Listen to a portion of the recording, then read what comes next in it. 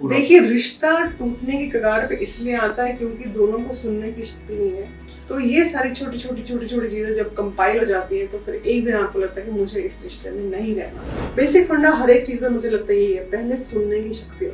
हर बार तुम सही नहीं हो सकते, अगला भी सही है, लेकिन क्या मुझे इस बात पे लड़ना है, क्या मुझे इस बात पे अड़ना है कि मैं ही सही हूँ? तो फिर वो कोई भी रिश्ता नहीं सकता। देखिए, चीटिंग जिसने करनी होती है ना, वो दिल्ली में रह के भी कर सकता है। वो बगल वाले रूम में भी मैंने कितने पार्टनर्स देखे हैं जो बगल वाले रूम में अपने दूसरे किसी अपने अफेयर पार्टनर से बात कर रहे होते हैं और अपने उनके प्राइमरी पार्टनर हस्बैंड या वाइफ को पता नहीं रहता है। देखिए, physical intimacy is very subjective. Physical intimacy का मतलब हमेशा ये नहीं होता कि आप फिजिकली या सेक्सुअली कनेक्टेड है। I feel if you are not connected from here, physical intimacy doesn't mean a lot of things. लेकिन डिफिकल्टी कपल्स को तब आती है जब मैं सिर्फ ये कन्विंस करने में लगी हूँ कि मैं सही हूँ और आप भी अगर यही करेंगे तो वो रिलेशनशिप कैसे कंटेन हो, वो कॉन्फ्लिक्ट कंटेन नहीं हो सकता, because somebody has to bend at that time and trauma is not a competition। नमस्कार दोस्तों, आप सभी देख रहे हैं क्लिक इंडिया। कोई भी इंसान किसी भी रिलेशनशिप में इसलिए रहना चाहता है कि उसकी चाहत होती है कोई हो जो उसे सुने, मुसीबत में उसका साथ दे सके और वो अपने यादगार लम्हों को उसके साथ साझा कर सके। लेकिन कभी कभार लाइफ में ऐसे सर्कमस्टेंसेस आते हैं जब वो अलग होने का मन बना लेते हैं। इसके लिए उन्हें एक मैरिज एक्सपर्ट की, रिलेशनशिप काउंसलर की और साइकोलॉजिस्ट की जरूरत होती है जो उनको दिशा दिखाते हैं, उनके रिश्ते को बचाते हैं। हमारे साथ बड़ी खास मेहमान मौजूद है, शिवानी मिश्री साधु, जो आज हमें बताएंगी कि वो किस तरीके से लोगों की काउंसलिंग करती है और उनके रिश्ते को बचाती है। मैम, आपका बहुत बहुत स्वागत है हमारे खास कार्यक्रम में। मैम, मैं आपसे जानना चाहूँगा कि आप मैरिज काउंसलर, साइकोलॉजिस्ट और रिलेशनशिप एक्सपर्ट कैसे बने, कैसे आपके माइंड में आया? जी, मैं कभी भी मैरिज काउंसलर नहीं बनना चाहती थी। ये बहुत कम लोगों को शायद ये बात पता है। मैं एक साइकोलॉजिस्ट बनना चाहती थी जो सिर्फ इंडिविजुअल थेरेपी करना चाहती थी। लेकिन बहुत साल पहले जब मैं कुछ पढ़ रही थी और मुझे किसी ने गॉटसन के बारे में बोला तो फिर मैंने उसके बारे में थोड़ा रिसर्च किया। फिर मैंने वो अपना कोर्स पूरा किया, 3 साल लगाए उस कोर्स को करने में। और मुझे आज की डेट में लगता है कि मैं सिर्फ रिलेशनशिप थेरेपिस्ट कर सकती हूँ, मैं सिर्फ रिलेशनशिप थेरेपी कर सकती हूँ, मैं और किसी चीज़ के लिए बनी नहीं हूँ। ओके, तो मैम आज के वक्त में हमें किसी मैरिज काउंसलर की, रिलेशनशिप एक्सपर्ट की क्यों जरूरत पड़ती है आपके ख्याल से? देखिए, आज का रिलेशनशिप में बहुत ज़्यादा स्ट्रेस है, कम्युनिकेशन ब्रेकडाउन है, लोग झगड़ रहे हैं, दोस्ती कम हो गई है, प्यार खत्म होता जा रहा है, लोग मटेरियलिस्टिक चीज़ों के लिए ज़्यादा लड़ रहे हैं, कंपेनियनशिप कम हो गई है, कंपैटिबिलिटी खत्म होती जा रही है, ट्रस्ट खत्म होता जा रहा है, कमिटमेंट कम होती जा रही है। तो इन सब चीज़ों को रिवाइव करने के लिए कपल्स थेरेपी में आते हैं। या कभी कभी इंसान इसलिए भी कपल थेरेपी में आता है कि वो ये देखे कि हम लोग क्या इस रिलेशनशिप को क्या हमें इस रिलेशनशिप को एक आखिरी मौका देना चाहिए, अगर नहीं तो they want to then part ways amicably. इसलिए भी कपल थेरेपी में लोग आते हैं। मैम, आपको क्या लगता है कि लोगों के बीच में इतनी लड़ाइयाँ क्यों हो रही है जो उनका रिश्ता ही टूटने की कगार पे आगे खड़ा हो जाता है? देखिए, रिश्ता टूटने की कगार पे इसलिए आता है क्योंकि दोनों को सुनने की शक्ति नहीं है, कोई एक दूसरे की बात नहीं मानना चाहता। दूसरा, आप अपने पार्टनर को जब कंट्रोल करना चाहते हैं, आप उनको डोमिनेट करना चाहते हैं, आप उनको डिसरिस्पेक्टफुल तरीके से बात करते हैं, आप उनसे चीज़ें छुपाते हैं, लैक ऑफ ट्रांसपेरेंसी, चाहे वो फाइनेंस को लेके हो, वो फीलिंग्स को लेके हो, वो थॉट्स को लेके हो, अपने पेरेंट्स को लेके हो, वो इन लॉज को लेके हो या कोई और टॉपिक। तो ये सारी छोटी छोटी चीज़ें जब कंपाइल हो जाती हैं तो फिर एक दिन आपको लगता है कि मुझे इस रिश्ते में नहीं रहना। तो मैम, फिर आप कैसे उन्हें गाइड करती हैं? देखिए, जब कपल्स थेरेपी में आते हैं तो एक पूरा असेसमेंट होता है जहाँ पे पूरे आपके रिलेशनशिप के डायनामिक्स को एक्सप्लोर किया जाता है। आपकी दोस्ती कैसी है, आपकी कमिटमेंट कैसी है, आपकी कॉन्फ्लिक्ट मैनेजमेंट कैसा है, आपका रिलेशनशिप आपके इन लॉज के साथ कैसा है, psychiatric assessment, childhood, any childhood trauma, any mental illness, any psychological issues, उन सब को हम जब असेस करते हैं उसके बाद हम रिलेशनशिप की डायनामिक्स पे काम करते हैं। जो चीज़ मिसिंग होती है उस चीज़ के ऊपर काम करते हैं, चाहे वो आपकी दोस्ती हो, चाहे वो आपके कॉन्फ्लिक्ट मैनेजमेंट हो, या वो आपकी ट्रांसपेरेंसी हो, या कुछ और भी हो। मैम, अगर बात की जाए, आपको इतना एक्सपीरियंस है, इतने सालों का, आप लोगों को काउंसलिंग कर रही है लोगों को, तो मैम आपके हिसाब से कितने % लोग आपको लगता है कि आप ठीक कर पाए हैं इस थेरेपी से? देखिए, ठीक करने की डेफिनेशन बड़ी अलग है। ठीक करने का मतलब हमेशा ये नहीं होता कि शादी बची रहे। एक टॉक्सिक रिलेशनशिप को छोड़ना भी ठीक माना जाता है ना। तो ये हाँ, तो ठीक होना इज वेरी सब्जेक्टिव। कभी कभी लोग कहते हैं कि हमें तो जी इस एक टॉक्सिक रिलेशनशिप से निकलना है, तो उनके लिए वो एक साइन ऑफ पॉजिटिविटी है। कोई कहता है कि नहीं, मुझे इस रिलेशनशिप को एक आखिरी मौका देना है, जो भी हो I will give my 100%, I will give my 200% and then see where it goes. तो हम उस तरफ लेके चलते हैं, बट आई थिंक एक ट्राई तो बनता है। मैम अगर बात की जाए लॉन्ग डिस्टेंस रिलेशनशिप की, आप उसे कैसे देखते हैं कि आपके हिसाब से वो ज़्यादा लंबा टिकता है रिलेशनशिप, या उसमें कोई दिक्कत आती है जो टूटता है? देखिए, ऐसा कुछ नहीं होता। लॉन्ग डिस्टेंस रिलेशनशिप बहुत चलते हैं और बहुत नहीं भी चलते, लेकिन हर एक के कारण अलग अलग होते हैं। लॉन्ग डिस्टेंस रिलेशनशिप को चलाना थोड़ा ज़्यादा मुश्किल होता है, क्योंकि एक तो आप टू डिफरेंट लोकेशन पे रहते हैं, या तो एक इंसान इंडिया में रह रहा है, दूसरा दूसरी कंट्री में रह रहा है, तो डिफरेंट टाइम जोन हो जाते हैं, डिफरेंट टाइम लाइन्स होते हैं आपके काम करने के। आप दिन में काम करते हो, रात में काम करता है, या आप 6 घंटे आगे हो, आप 10 घंटे पीछे हो, तो वो उन टाइम लाइन्स को मैच करना बिकम्स वेरी डिफिकल्ट। दूसरा, आप जब साथ रहते हैं तो आप 24 घंटे एक दूसरे के साथ रहते हैं, तो उसमें आप कितनी बातें बोल देते हो, अच्छी बुरी, अनकंफर्टेबल या जो भी है। लेकिन डिस्टेंस रिलेशनशिप में जब आपकी कम्युनिकेशन ब्रेकडाउन और हो जाता है, that creates more rift in the relationship. तो उसमें आपको डबल एफर्ट्स डालने पड़ते हैं, क्योंकि आप सामने नहीं हो एक दूसरे के, तो वो थोड़ा और मुश्किल होता है। तो मैम इसमें देखा गया है कि इसमें चीटिंग के चांसेस ज़्यादा होते हैं लॉन्ग डिस्टेंस रिलेशनशिप में। हाँ, थोड़े ज्यादा होते हैं, लेकिन देखिए, चीटिंग जिसने करनी होती है ना, वो दिल्ली में रह के भी कर सकता है, वो बगल वाले रूम में भी। मैंने कितने पार्टनर्स देखे हैं जो बगल वाले रूम में अपने दूसरे किसी अपने अफेयर पार्टनर से बात कर रहे होते हैं, और अपने उनके प्राइमरी पार्टनर हस्बैंड या वाइफ को पता नहीं रहता है।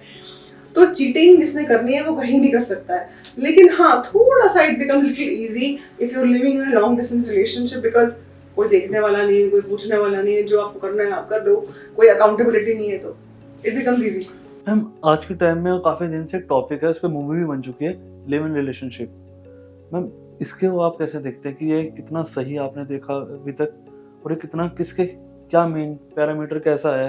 आपके पास इसके बहुत सारे लोग भी आते होंगे काउंसलिंग के लिए, तो ये कितना सही है भारत जैसे देश में? और इसके अलग अलग पूरा एक दायरा, सब कोई इसको एग्री करता है, कोई इसको डिसएग्री करता है, डिबेट का भी टॉपिक है। तो आपको क्या लगता है इसके बारे में? देखिए, मुझे लगता है कि एक लिव इन रिलेशनशिप को हमें जज नहीं करना चाहिए, ठीक है, क्योंकि अब मुझे लगता है कि सोसाइटी और ओपन हो रही है चीज़ों को लेके, तो people are okay in accepting this concept of live इन।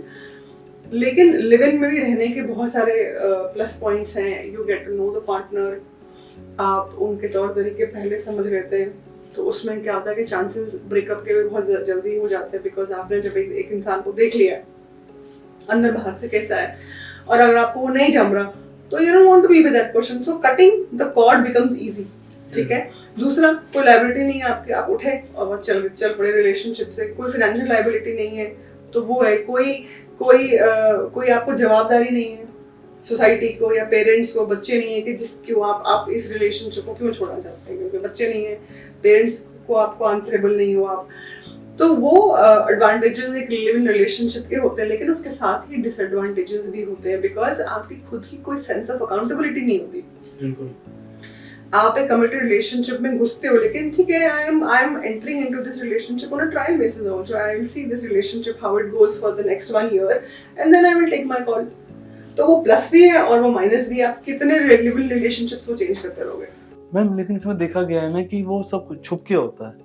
नहीं, जरूरी नहीं। मैम बहुत सारे लोग ऐसे भी हैं जो अपने पेरेंट्स को इसकी जानकारी नहीं देते, और तकरीबन जब भी तो ये मामला उठा है ना, लोगों को नहीं पता चलता, और अपने जैसे उनके पेरेंट्स को इसकी जानकारी नहीं है, किसी को भी नहीं है, वो चुपके से रह रहे हैं। ज़्यादातर केसेस में मैंने जैसे देखा है, बहुत सारे लोग हैं ऐसे। जज वाली बिल्कुल बात नहीं है, वो बिल्कुल ठीक हो सकता है, लेकिन जो पेरेंट्स को जानकारी नहीं, तो इस पर कहीं ना कहीं मध्यम होता है। देखिए, मुझे लगता है कि जानकारी होनी चाहिए ना ही होनी चाहिए, वो तो आपके और आपके पेरेंट्स के रिलेशनशिप के ऊपर भी डिपेंड करता है ना। आपके पेरेंट्स कितने प्रोग्रेसिव हैं, कितने लिबरल हैं, कितने वो अंडरस्टैंडिंग है कि हाँ ठीक है, आप if you really like this person, if you really love this person and you want to spend the rest of your life with this person, so you why don't you live with this person for 6 months और for a year and experiment, that's okay. But कभी कभी ऐसा होता है कि you genuinely love this person but your parents do not agree. उनको लगता है कि समाज क्या बोलेंगे, लोग क्या बोलेंगे, 4 लोग हंसेंगे तुम्हारे ऊपर, तो उस केस में वो कपल अपना खुद का कॉल लेता है। कभी कभी मैंने ऐसा भी देखा है कि लड़की के पेरेंट्स को नहीं पता होता लेकिन लड़के के पेरेंट्स को पता होता कि वो लिव इन कर रहे हैं, या फिर वाइस वर्सा। तो वो अपने फ्रेंड सर्कल में भी बोलते हैं, अपने फैमिली फ्रेंड्स में ही बोलते हैं कि किसी को बोलना नहीं कि ये लोग साथ रहते हैं, ताकि लोग बातें ना बनाएं।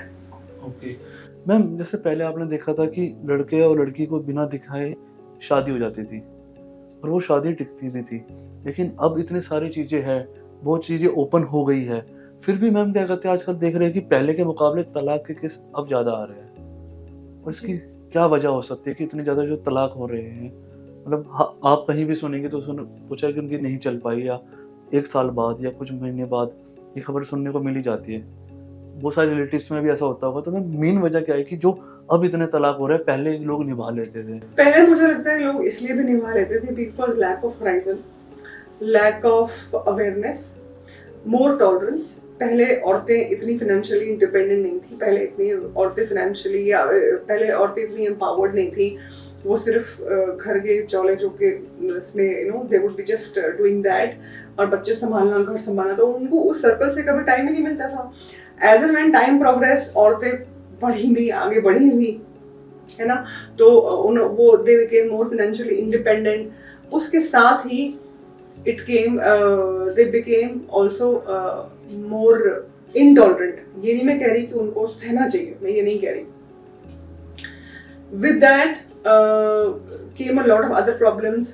Both husband and wife, both man and the woman, they became less patient, more aggressive. तेरा मेरा, तेरा मेरा, there is no unity। ऐसा नहीं है कि हम ये एक रिश्ते के लिए कर रहे हैं, ये मैं अपने लिए करूंगा, ये तुम अपने लिए करोगी। There is no joint, very less joint. फिर दोस्ती नहीं है, अपनापन नहीं है, एक सेंस ऑफ बिलोंगिंग नहीं है। जब सब कुछ ही अपना अपना अपना करना है तो रिश्ते तो दो लोगों से बनते हैं। तो वो सारी चीजें एड अप होती जाती हैं। फिर आपके लॉन्ग वर्किंग आवर्स हो जाते हैं, आपको रिलेशनशिप के लिए टाइम नहीं मिलता। उसमें आपको अपनी सोसाइटी भी देखनी है, उसमें आपको अपने सोशल ऑब्लिगेशन भी पूरे करने हैं, आपको अपनी हेल्थ पे भी ध्यान देना है, उसमें आपको रिश्ता भी संभालना है, उसमें आपको ऑफिस भी देखना है, उसमें आपको ग्रो भी करना है, उसमें आपको बच्चे भी देखने हैं। तो सब चीज़ों को अकोमोडेट करते करते कहीं ना कहीं एक प्राइमरी रिलेशनशिप वो लोड नहीं ले पाता। और मैम इन रिलेशनशिप के अंदर फिजिकल इंटीमेसी कितनी रही आज तक इम्पोर्टेंट आपने देखा होगा, जिस वजह से लोग अलग हुए हैं? देखिए, physical intimacy is very subjective. Physical intimacy का मतलब हमेशा ये नहीं होता कि आप फिजिकली या सेक्सुअली कनेक्टेड है। Physical intimacy can be holding hands with your partner, it can be just a hug with your partner, it can be just a kiss with your partner.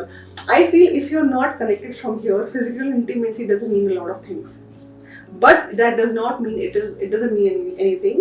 It's also a very important factor to bind a couple. ठीक है, लेकिन अगर आप छोटी छोटी बातों को दिल से लगा के बैठे हो, तो जिस इंसान के साथ आप कुछ करना भी चाहते हो तो वो मन में कभी आता ही नहीं है, बिकॉज आपका your heart is full with so much of bitterness and resentment. Okay ma'am, एक रिलेशनशिप के अंदर एक एंजाइटी की पहचान कैसे की जा सकती है? एंजाइटी की पहचान, अब या तो वो उस इंसान को खुद में एंजाइटी हो या वो रिलेशनशिप से एंजाइटी आ, दो अलग अलग बातें हैं। ठीक है, जब आपको लगता है कि अगर आपको अपने पार्टनर से कोई बात शेयर करनी है तो आपको लग रहा है कि मेरे को डर लग रहा है, मैं कैसे शेयर करूं इसके साथ, इसको बुरा लग जाएगा, मेरे को डर लग रहा है, या ये मेरे को जज करेगा, या ये मुझे ब्लेम करेगा, या ये मुझे क्रिटिसाइज करेगा, या फिर आप बातें छुपाने लग जाते हो। आपको लगता है कि आपका पार्टनर आपको स्कोल्ड करेगा तो मुझे नहीं बताना, या फिर वो मेरी गलतियां निकालेगा, जो भी आपको उनसे शेयर करना है वो हो सकता है, या फिर आपको उनसे सिंपली कोई बात करने में घबराहट होती है, पसीना आता है। ये एंजाइटी के सिम्टम्स, ये रिलेशनशिप एंजाइटी के सिम्टम्स नहीं है, बल्कि फिजिकल सिम्टम्स ऑफ एंजाइटी हैं।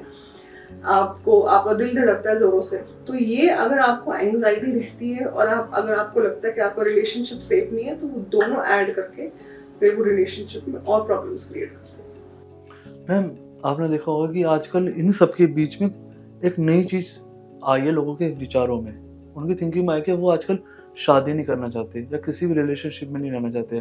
पहले ऐसा बहुत कम था, लेकिन अब ज़्यादा हो गया है।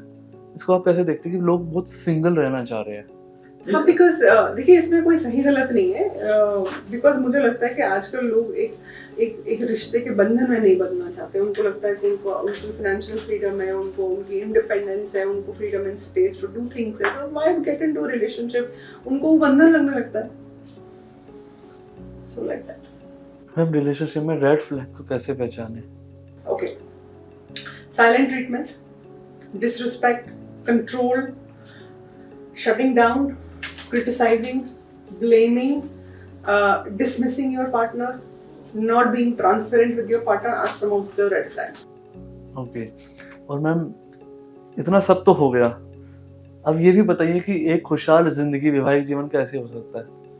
Respect, दोस्ती, flexibility, maturity. ये किसी किताब में नहीं लिखा। अगर आप ये नहीं कर सकते तो आपको अपने रिलेशनशिप के ऊपर बहुत काम करना पड़ेगा, उसको एक हैप्पी और सक्सेसफुल बनाने के लिए।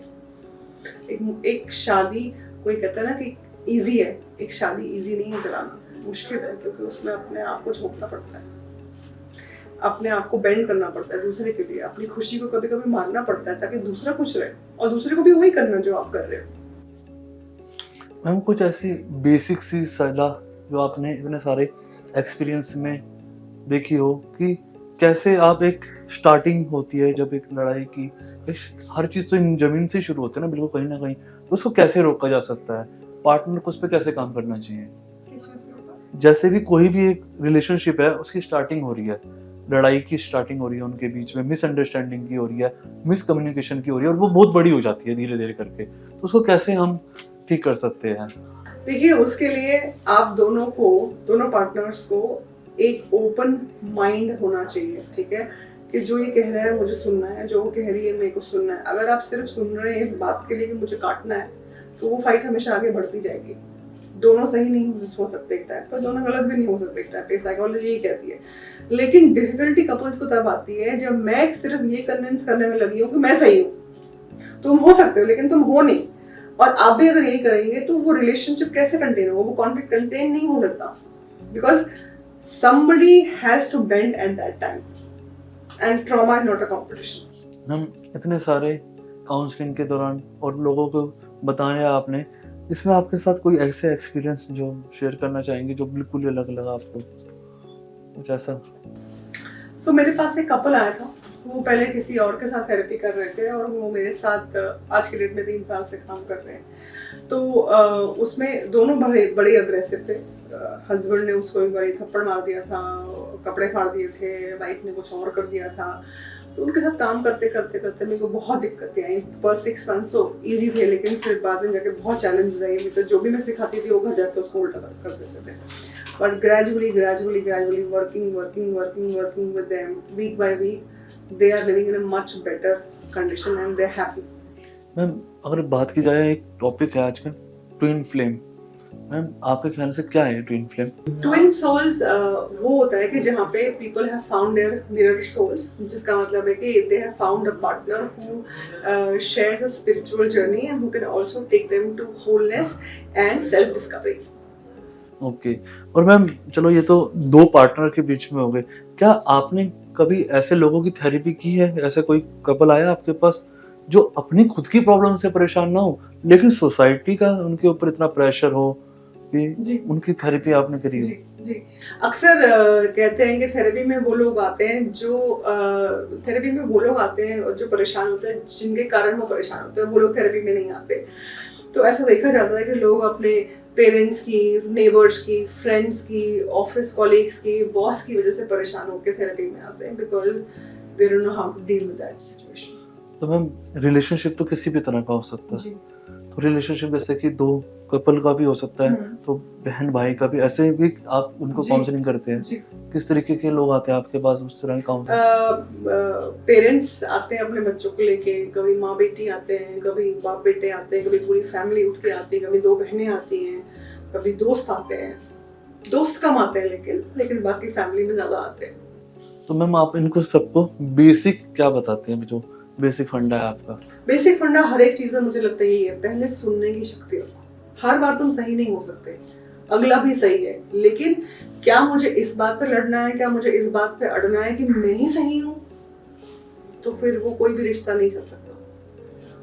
ओके। तो ये थी हमारे साथ साइकोलॉजिस्ट और रिलेशनशिप एक्सपर्ट शिवानी मिश्री साधु, जिन्होंने बताया कि रिलेशनशिप को कैसे ठीक रखा जा सकता है। आपको अगर सुनने की शक्ति हो तो आप किसी भी रिश्ते को बचा सकते हैं। अब मुझे दीजिए इजाजत। मैम, आपका हमसे बात करने के लिए बहुत बहुत धन्यवाद।